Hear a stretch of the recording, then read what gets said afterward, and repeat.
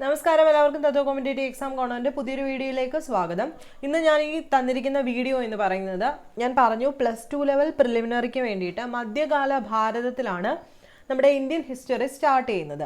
മധ്യകാല ഭാരതം ഞാൻ അതായത് എൻ്റെ ചാനൽ സ്റ്റാർട്ട് ചെയ്തത് തന്നെ ഞാൻ മധ്യകാല ഇന്ത്യ തുടങ്ങിക്കൊണ്ടായിരുന്നേ.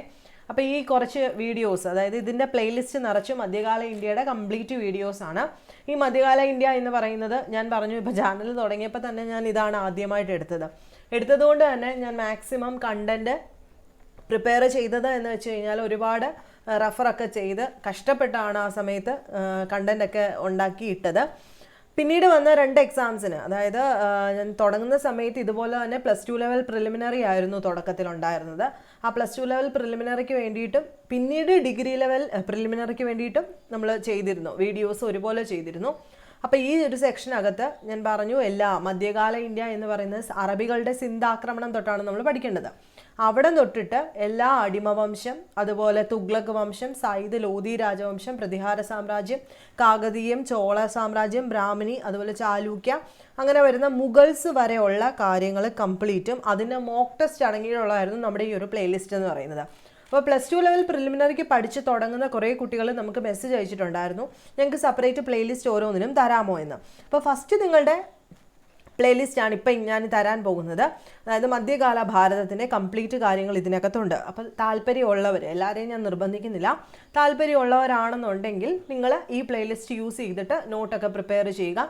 തിരുത്തുകൾ എന്തെങ്കിലുമൊക്കെ വന്നിട്ടുണ്ടെങ്കിൽ ഞാൻ വീഡിയോയുടെ തൊട്ട് താഴെയായിട്ട് പിൻ ചെയ്ത് വെച്ചിട്ടുണ്ട്. 1-2 വീഡിയോയിൽ ചില തിരുത്തുകളും എക്സ്ട്രാ ആഡ് ചെയ്തിട്ടുണ്ട്. അത് നിങ്ങൾ ആ പിൻ ചെയ്തിരിക്കുന്ന കമൻറ്റ് കൂടെ ഒന്ന് നോക്കിയിട്ട് നോട്ട് ചെയ്യാനായിട്ട് ശ്രമിക്കുക.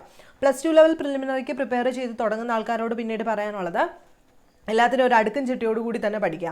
ഏതെങ്കിലും ഒരു ടോപ്പിക് എടുക്കുന്ന സമയത്ത് അതിൻ്റെ മാക്സിമം നോളജ് ഒരു നോട്ട്ബുക്കിലേക്ക് തന്നെ മാറ്റി പഠിക്കുക. കൂട്ടത്തിൽ തന്നെ SCERT പഠിച്ചു പോകാനായിട്ട് ശ്രദ്ധിക്കുക.